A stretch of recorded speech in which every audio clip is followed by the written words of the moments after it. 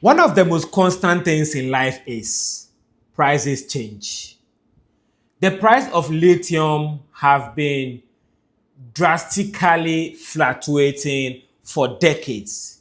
Yet, Ghana's energy minister have mentioned price fluctuation as the reason Ghana hasn't ratified the license to start mining lithium in Ghana yet.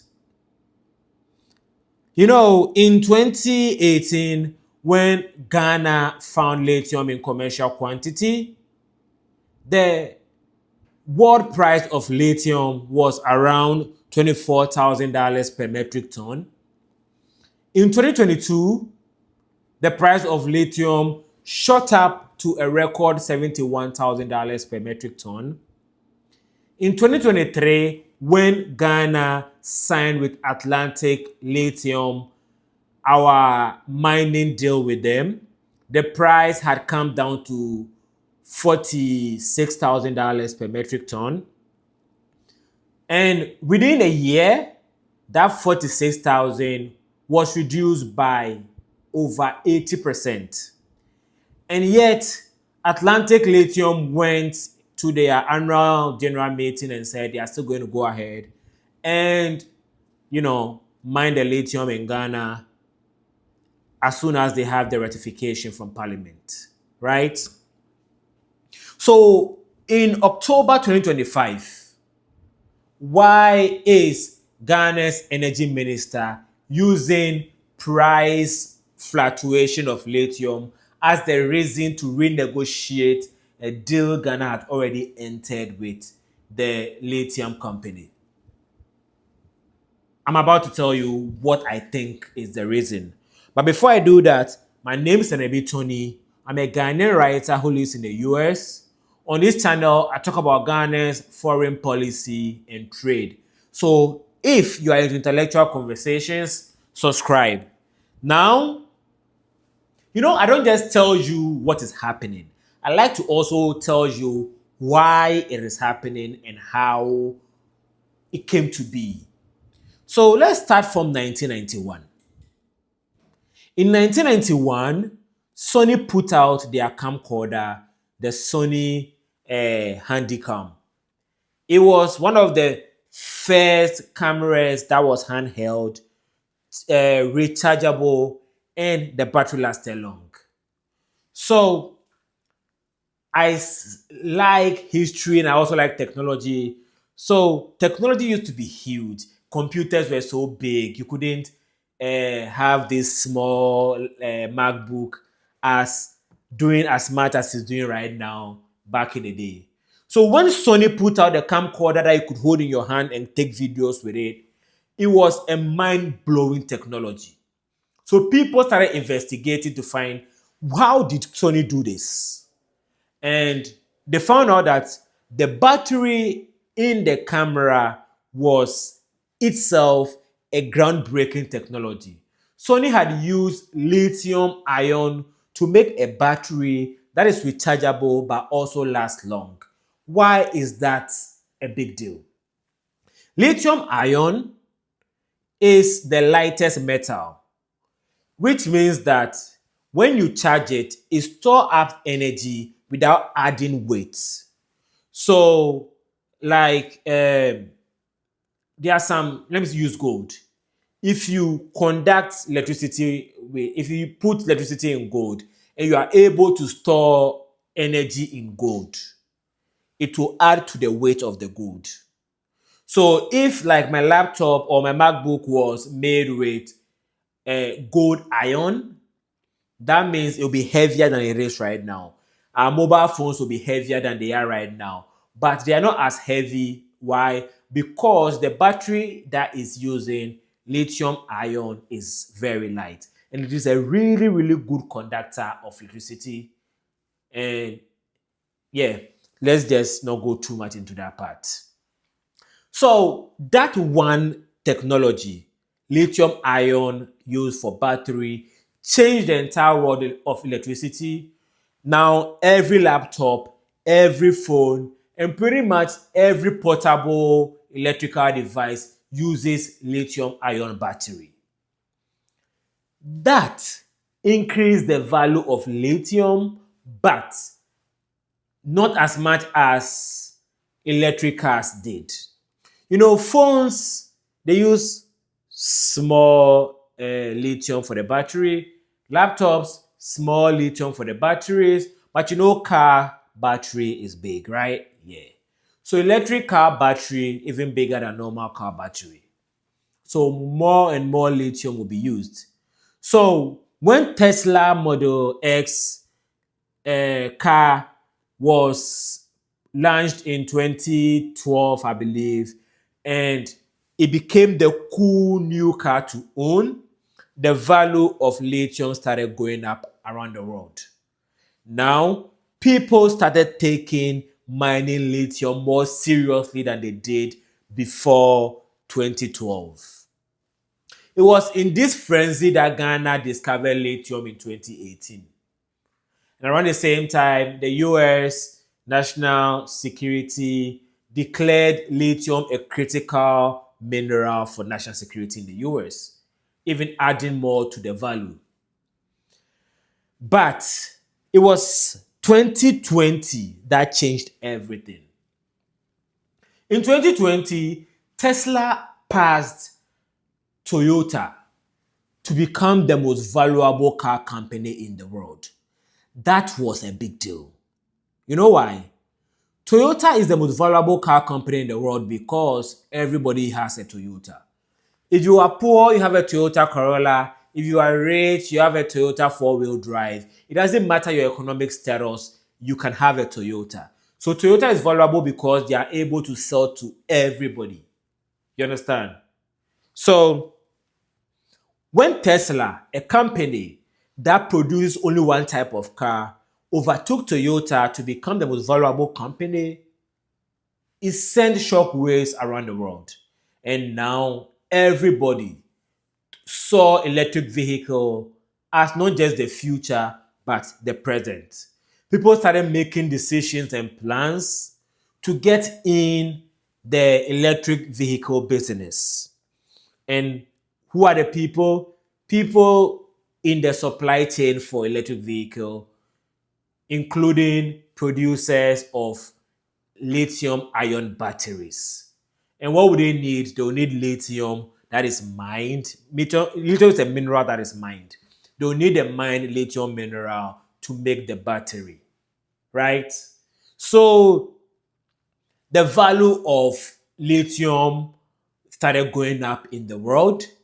And so that is why in 2022, the value of lithium around the world went all the way to $71,000 per metric ton.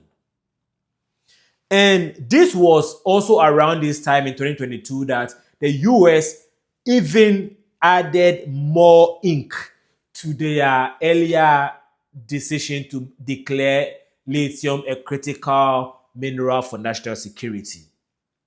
That's number two. And number three, people were now buying more electric vehicles aside Tesla. And it was projected that electric vehicles were going to overtake a normal or gas powered vehicle by I think 2030 or 2035. That was the projection, looking at how much people were buying. But human beings, we like to be conservative. It doesn't matter whether somebody calls themselves a progressive, a liberal, or a conservative. We are all conservative as human beings. Why? Because we like to go back to our old ways. And so, even before Elon Musk became controversial, the price of electric vehicle started going down, or the value of electric vehicles started going down, because people realized that there are not enough charging stations for electric vehicles around the world. You cannot, go on too long trips on electric vehicles, because if you are driving a Toyota Corolla, for example, and you run out of fuel, there's always a fuel station around. Electric charging stations are not yet that way. So the adaptation of electric vehicle into the society did not move as fast as was projected. And that is why the price of lithium started coming down. But as the price of lithium and demand for it started coming down, the supply of it was increasing. Because in 2020, everybody started looking for lithium everywhere they can find it. And more lithium was found around the world. In China, Australia, Mali, everywhere, Zimbabwe, more and more lithium was being found around the world. Supply increase, demand decrease. What does that do to price? Price decrease. Price equilibrium 101. We learned that in, I think, secondary school. Yeah, I learned that in secondary school, St. Peter's. So that is why the price of lithium has come down as low as it has. And this is why I don't understand why the minister is using the price as the reason why we need to renegotiate the deal. You know why? When you sign a deal with somebody, you sign the deal knowing that this is a possibility. When I had my first job when I was 18, 19 years old, my first boss, whenever I presented an idea to him and it was a good idea, the first question he asked me is, Tony, what is the worst case scenario? What is the worst that can happen if we do this? And I'll have to write down the worst case scenario, the best case scenario. Every time you enter into a deal, you know the worst case scenario and the best case scenario. So you do all those projections into your decisions, right? So does it mean that Ghana didn't do this projection before signing with Atlantic Lithium in 2023? I won't know for sure, but I believe we did, right?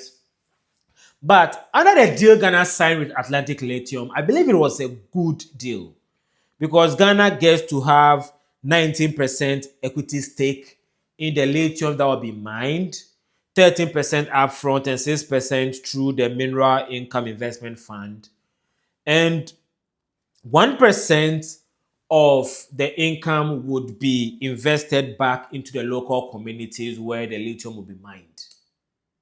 So basically, Ghana is going to get about 20% of money from the lithium mines, which looks small, but I remember in 2009 when the quantity or the money we were getting from our oil was less than 10%. It was just recently. So this is an increase from where we were. I believe so. But there's also this thing, there is a requirement that Atlantic Lithium should be listed on the Ghana Stock Exchange, which means that Ghanaian citizens get a chance to own the company that is mining our lithium, which is good because even if you have 1% or 0.00001% in a company, you may not have voting rights, but you can go to annual general meeting and make noise. So Ghana could find ways to further own ownership in this company because it will be listed on the Ghana Stock Exchange. I believe this was a good deal. The reason why I don't think we have signed a deal yet or Parliament have ratified this deal yet is because of politics. I have something I repeat on this video on this channel more than once, and that thing is duplication. We as a country don't like moving forward. We like repeating the same cycle over and over again. Ghanaians like saying, I'm the first person to do this. I'm the first person to do that. So instead of continuing from where we left off, we like to go and start from the beginning just so we can say, yeah, me do am from the beginning. I believe that myopic way of thinking is what is holding our lithium industry from moving forward. Because the NDC government want to renegotiate the deal just because it was the NPP that negotiated the deal. I don't know whether the NDC can get a better deal than what NPP did, But I know NDC were the one that signed the petroleum deal that I think Kufuor signed it and NDC upheld it. But Atamils was smart for upholding it. But what I'm saying is NDC under Rawlings, NDC under Mills, NDC under Mahama have signed deals on behalf of Ghana. I cannot point to a single deal that they signed that is mind blowing that NDC have to be the ones to sign this deal. Look at what happened with Sam George and DSTV. And you want me to believe that NDC will do a better job than NPP did when it comes to signing deals? On this platform, I like to talk about deals a lot because that is what foreign policy is, signing deals. Some deals NDC have signed have been good. I know many people don't agree with this. I like the deal NDC signed with Trump for the immigration situation. I believe it was smart how we did handle that. But I can't say for sure if NDC can do a better deal than NPP in this regard. I don't know whether it's Atlantic Lithium that is holding the deal because they've not publicly said they want new terms. It is Ghana government that has publicly said they want new terms. This is the genesis of the Wyoming situation. Ghana have had so many judgment deaths because of this. The fact that we signed deals, a new government will come in office and try to walk away from the deal just because they were not the one that signed it. We are a stupid country not moving forward because we like to dance the same dance. Ade. Anyway, I'll end here and I don't like being angry. I'm a very happy person. My book that I wrote is about entertainment.